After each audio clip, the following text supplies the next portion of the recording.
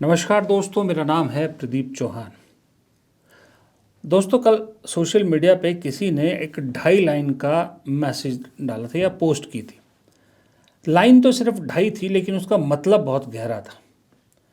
उस शख्स ने लिखा था कि 5 राज्यों में विधानसभा चुनाव होते हैं, जीते कोई भी, लेकिन उसका क्रेडिट कांग्रेस को ही जाएगा। बस इतना सा लिखा था, लेकिन अगर आप ध्यान से समझो तो इस बात का मतलब बहुत गहरा है कि या कांग्रेस खुद जीते तो क्रेडिट कांग्रेस का है, जाहिर सी बात है। और जहां कांग्रेस नहीं जीत सकती, दूसरी कोई जीतती है, तो मान के चलिए वो कांग्रेस की गलती से जीती है, अपनी काबिलियत से नहीं। जैसे केरल में अगर कांग्रेस नहीं जीतती, एलडीएफ जीतती है, तो प्योरली कांग्रेस की गलती की वजह से जीतेगी। असम में हेमंत बिस्वा शर्मा जीतते हैं, बीजेपी जीतती है, तो कांग्रेस की गलती से जीतेगी। बाकी 3 स्टेट में भी कहीं ना कहीं कांग्रेस का कोई रोल है। बात सही है, क्योंकि पिछले 12 साल से मैं एक चीज़ सुनता आ रहा हूँ। जितने चुनाव होते हैं, जहाँ जहाँ कांग्रेस हारती है, जीतती है, आपने भी सुने होंगे, एक ही बात कही जाती है कि कांग्रेस की गलती से हुआ, कांग्रेस ने ये किया, कांग्रेस ने वो किया। अकेली पार्टी कांग्रेस ऐसी है जो हर चुनाव में क्रेडिट ले जाती है, लेकिन सत्ता में नहीं आती। जीते कोई भी, देश में कोई भी पार्टी जीते, क्रेडिट कांग्रेस को ही जाता है। चाहे वो आम आदमी पार्टी हो, चाहे बीजेपी हो, चाहे जेडीयू हो, कोई पार्टी हो, टीएमसी हो, क्रेडिट कांग्रेस को ही जाता है, लेकिन कांग्रेस सत्ता में नहीं पहुंचती।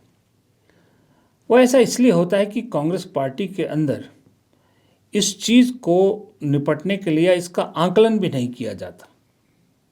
जबकि दूसरी तरफ आप ध्यान से देखिए, कहीं भी देश के किसी भी कोने में विधानसभा चुनाव हो रहे हों, वहाँ बीजेपी का चाहे अस्तित्व है या नहीं है, चुनाव अगर हो रहे हैं और बीजेपी चुनाव लड़ रही है, तो जितने देश में बीजेपी शासित प्रदेश है, वो पूरा ध्यान रखते हैं कि कोई भी ऐसी खबर ना उनके प्रदेश से निकले जो फलां राज्य में पार्टी को नुकसान पहुंचाए या फलां राज्य में चुनाव में विपक्ष को मुद्दा मिल जाए। ये बहुत स्पेसिफिक ध्यान रखा जाता है बीजेपी में। लेकिन दूसरी तरफ जब आप कांग्रेस पर नज़र डालोगे तो आप याद कीजिए, कोई भी विधानसभा चुनाव, फलां राज्य में विधानसभा चुनाव हो रहा होगा तो दूसरे राज्य में कांग्रेस के अंदर से कोई ना कोई ऐसी खबर ज़रूर निकलेगी। कांग्रेसी कोई ना कोई मौका ऐसा ज़रूर देंगे कि उस राज्य में, चुनाव वाले राज्य में उसका इम्पैक्ट हो, क्योंकि वहाँ बीजेपी उस मुद्दे को ले उड़ती है। अभी फिर वही हो रहा है। 5 राज्यों में विधानसभा चुनाव है, 5 में से 3 में कांग्रेस सत्ता की दावेदारी कर रही है, पुडुचेरी, केरल और असम। 2 जगह मानते हैं छोटी पार्टी है, वहाँ स्टेक नहीं है, पर 3 जगह स्टेक है। 3 राज्य अगर कांग्रेस जीतती है तो 3 पहले से है, तो होता क्या, 6 राज्यों में पार्टी की सरकार हो जाती है और वजन बढ़ता है। तो इसलिए ज़रूरी है इन 3 राज्यों को जीता जाए, और 3 राज्यों में सरकारें हैं, ऑलरेडी हैं। सिर्फ 3 राज्यों की सरकारों को मैनेज करना है, वो भी नहीं हो रहा। असम में और केरल में, पुडुचेरी, तीनों में चुनाव प्रचार जोरों पर चल रहा है। इसी दौरान हिमाचल में जो कांग्रेस की सरकार है, सुखविंदर सिंह सुक्खू की सरकार, वो 2-3 ऐसे कदम उठा लेती है जो थाली में सजा के बीजेपी को मुद्दे दे देती हैं, ताकि वो उन राज्यों में जाके लोगों को बता सके कि अगर कांग्रेस की सरकार चुनोगे तो वो हाल होगा जो हिमाचल के लोगों का हो रहा है।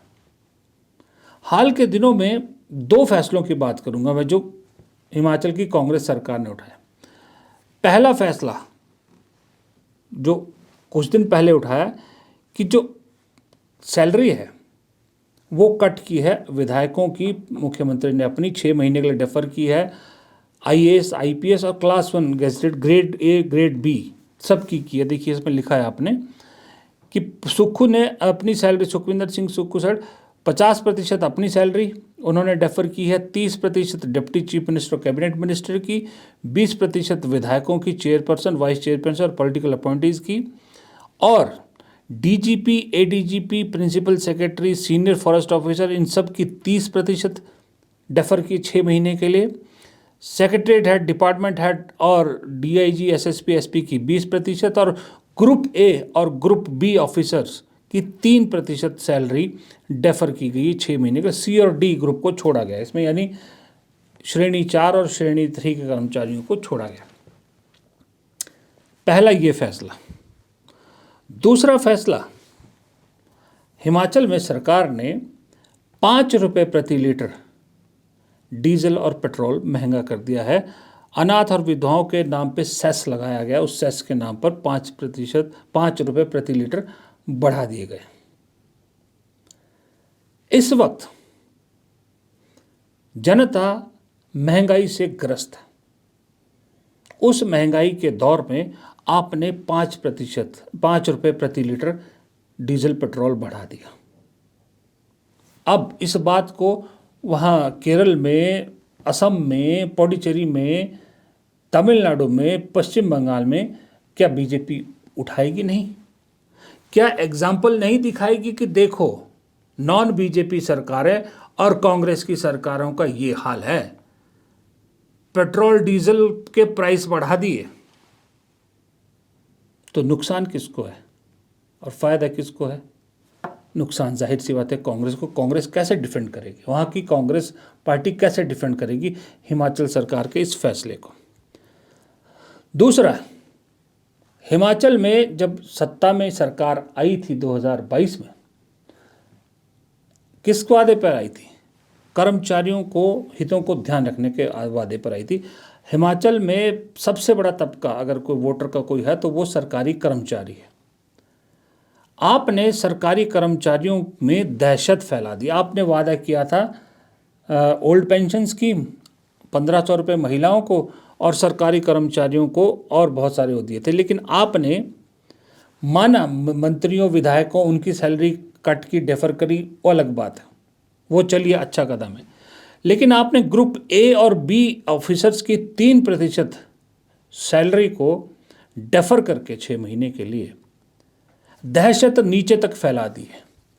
आज की डेट में ग्रुप सी और डी के कर्मचारी भी ये बात कर रहे हैं कि अगला नंबर उनका भी है। महंगाई मैंने कहा बढ़ रही है, तनख्वाह बढ़ने की बजाय तनख्वाह को काटा जा रहा है, डीजल पेट्रोल को बढ़ाया जा रहा है। तो ऐसे में जनता त्राहिमाम ना करे तो क्या करे? और फिर आप ये चाहते हो कि जनता आपकी पार्टी पे भरोसा करे? अभी केरल में, असम में, पुडुचेरी में अगर कांग्रेस कहती है कि हम सरकारी कर्मचारियों का ध्यान रखेंगे, हम महंगाई कम करेंगे, हम महिलाओं को इतना जो है वो डायरेक्ट बेनिफिट देंगे, तुरंत बीजेपी हिमाचल का रिपोर्ट कार्ड नहीं लाएगी सामने कि देखिए हिमाचल सरकार आर्थिक कंगाली की हालत पे पहुंच गई है, आर्थिक इमरजेंसी हिमाचल में लग चुकी है, तनख्वाहें काटी जा रही है। बाकी राज्यों में कर्मचारियों की तनख्वाहें बढ़ती हैं, इस राज्य में तनख्वाहें काटी जा रही हैं, कम की जा रही हैं। बाकी राज्यों में सरकारें डीजल पेट्रोल को कम करने की कोशिश कर रहे हैं, इस राज्य में बढ़ाया जा रहा है इस महंगाई के दौर में। तो ये कार्ड बीजेपी खुल के खेलेगी। ना केरल कांग्रेस डिफेंड कर पाएगी इसको, ना असम कांग्रेस डिफेंड कर पाएगी, ना कोई और डिफेंड कर पाएगा। और तो छोड़िए, कर्नाटक विधानसभा, बताइए कर्नाटक में जहाँ कांग्रेस की सरकार है वहाँ तक ये मामला गूंज गया है, वहाँ तक बीजेपी ने हिमाचल के आर्थिक संकट की बात उठा दी है। अब कर्नाटक को भी 2 साल में चुनाव में जाना है, वहाँ भी दिक्कत, क्योंकि एग्जाम्पल हिमाचल का दिया जा रहा है। मैं ये नहीं कह रहा कि हिमाचल सरकार ने ये जो आर्थिक संकट से निपटने के लिए कदम उठाए हैं ये नहीं उठाने चाहिए थे। हो सकता है सरकार की मजबूरी हो तभी उठाती सरकार। मेरा ये कहना है कि टाइमिंग क्यों नहीं देखती कांग्रेस कभी? यही चीज़ हिमाचल सरकार 15 दिन बाद, 20 दिन बाद या 4 अप्रैल के बाद भी तो कर सकती थी, 9 अप्रैल के बाद भी कर सकती थी। 20 दिन रुक जाती, 25 दिन रुक जाती तो क्या फ़र्क पड़ जाता? इतना भी सरकार के पास पैसा नहीं कि इतनी देर सरकार इतने दिन चला सके। एक बार ये चुनाव निपटने देती, फिर कर लेती, फिर अगले चुनाव में देखा जाता। लेकिन बीच चुनाव में एक राज्य की कांग्रेस सरकार ये फैसले ले रही है। यही तो मुद्दे चाहिए चुनाव में, और क्या चाहिए। लोगों को जो खुद के निजी जुड़े हुए मुद्दे हैं वो ज़्यादा इफेक्ट करते हैं विधानसभा चुनाव में। लोकसभा चुनाव के मुद्दे अलग होते हैं, विधानसभा चुनाव में आप ये मुद्दे जमे जमाए दे रहे हो। अनुराग ठाकुर हो या पूर्व मुख्यमंत्री जयराम ठाकुर हो या बीजेपी के और नेता हो, दिल्ली में संसद के बाहर खुल के इस पर बात करें। कंगना रनौत खूब मज़े ले रही हैं, क्योंकि मज़े लेने भी चाहिए, उनकी राजनीति का ये हिस्सा है। अगर कोई आपको इतनी ढीली गेंद दे कि आपको छक्का मारने की कोई मुश्किल ही ना हो, तो क्यों कोई छक्का ना मारे, मार सकता है। अब बीजेपी ये भी सवाल उठा रही, सही बात है, बीजेपी के लोग भी ये सवाल उठा रहे हैं कि जब आप सरकार चुनाव में जा रहे थे तब भी तो आपको मालूम ही था कि राज्य सरकार की आर्थिक स्थिति ऐसी है, तो आपने ये वादे क्यों किए थे कि 1500 रुपये देंगे महिलाओं को, ओल्ड पेंशन स्कीम देंगे, ये वादे क्यों किए, ये झूठे वादे क्यों किए? क्योंकि आप उसको झूठे वादे लोग कहने लगे। और मुझे समझ में नहीं आता कि हिमाचल सरकार कौन से तरीके से चल रही है। 3 साल पूरे हो चुके हैं इस सरकार के। किसी भी सरकार के जब 3 साल पूरे हो जाते हैं, चौथा साल जब शुरू होता है, मैंने तो पिछले 28 साल की पत्रकारिता में यही देखा है कि जब चौथा साल शुरू होता है तो सरकार नरम कदम उठाने शुरू करती है। पब्लिक जो उसके योजनाएं हैं, जो पब्लिक फ़ायदे की योजनाएं हैं, लोक लुभावन योजनाएं हैं, उन्हें शुरू करती है।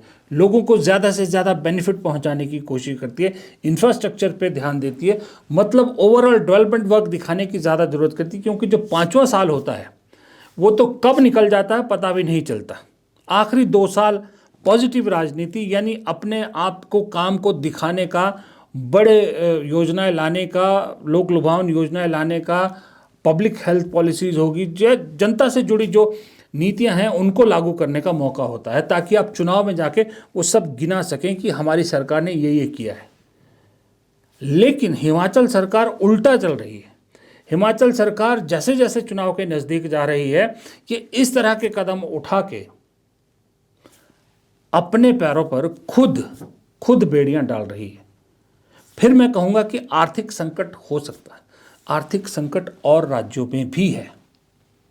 जितने नॉन बीजेपी शासित प्रदेश हैं, नॉन एनडीए प्रदेश हैं, सब जगह ये संकट है। हिमाचल से कहीं ज़्यादा संकट पंजाब में है, हिमाचल से कहीं ज़्यादा संकट झारखंड में है। लेकिन वो सरकारें इस तरह के कदम उठाकर अपनी छवि नहीं बिगाड़ रही। भगवंत मान आम आदमी पार्टी, केजरीवाल, ये तो और लोक लुभावन आजकल घोषणाएं कर रहे हैं। इधर हिमाचल में इसका उल्टा चल रहा है। या तो जो कुछ लोग कह रहे हैं कि जो मौजूदा मुख्यमंत्री सुखविंदर सिंह सुक्खू, वो मान के चल रहे हैं कि ये उनका पहला और आखिरी टर्म है as chief minister of Himachal Pradesh. ये लोग कह रहे हैं, मैं नहीं कह रहा हूँ।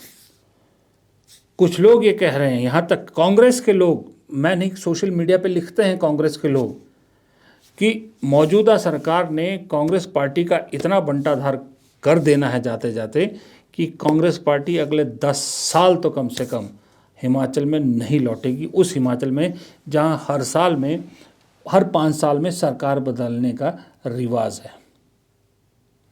ये सिर्फ और सिर्फ कांग्रेस में ही होता है, कांग्रेस में ही हो सकता है। लेकिन क्यों होता है ये मुझे आज तक समझ में नहीं आया। कोई कांग्रेसी अगर देख रहा हो वीडियो तो प्लीज़ कमेंट बॉक्स में समझा देना कि कांग्रेस में ऐसा क्यों होता है। नमस्कार।